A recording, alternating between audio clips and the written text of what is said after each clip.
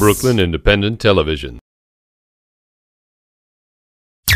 Early Learn NYC is a new model for early childhood education that aims to increase educational standards, family support, and professional development for teachers serving children ages 3 to 5.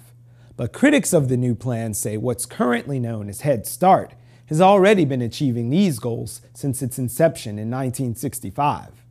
You take the children out of this facility, what does ACS plan to do with this building?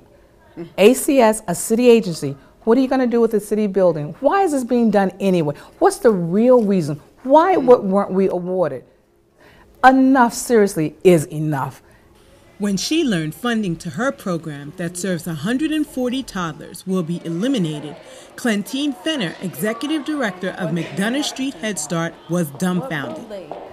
I have a stack of performance reviews. We've never had an unsatisfactory.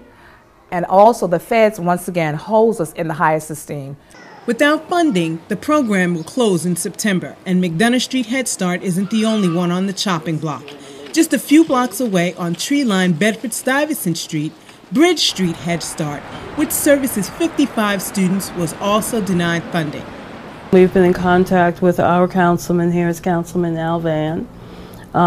We've been in constant contact. The first thing that we did was being proactive. We have a petition that we've gotten over 2,000 signatures, again, in support not only of maintaining Bridge Street, but also in pulling back Early Learn.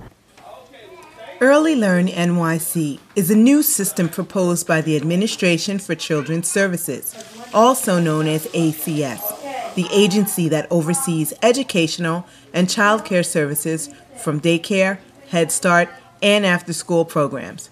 It services about 2 million children in all 5 boroughs and works in conjunction with the Department of Education and the Department of Youth and Community Development. Wondering why are you removing a plan which is in place now, which is Head Start and daycare, to replace it with Early Learn, which has more flaws, less funds than Head Start and daycare.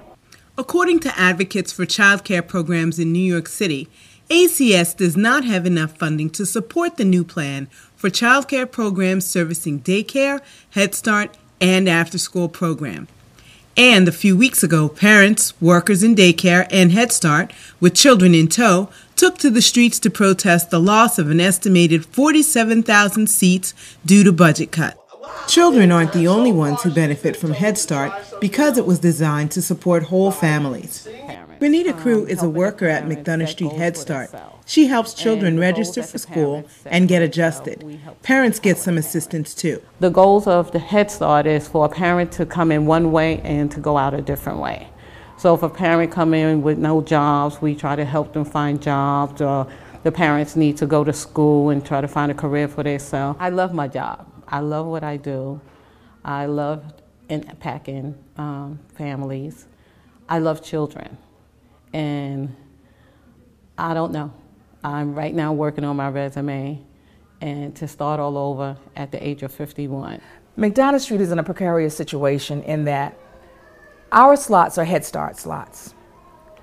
The daycares are the thousands of children that will be on the street, and this is a fact. Thousands of children will be put out on the street. New York City Council member Darlene Mealy doesn't understand why their proposal was denied and is working to have the request for proposal repealed. That RFP should be non-void, and that's the only thing I'm working towards getting, because it's very unfair and unjust to communities that have been here and Head Starts that has been in the community for decades. Yeah.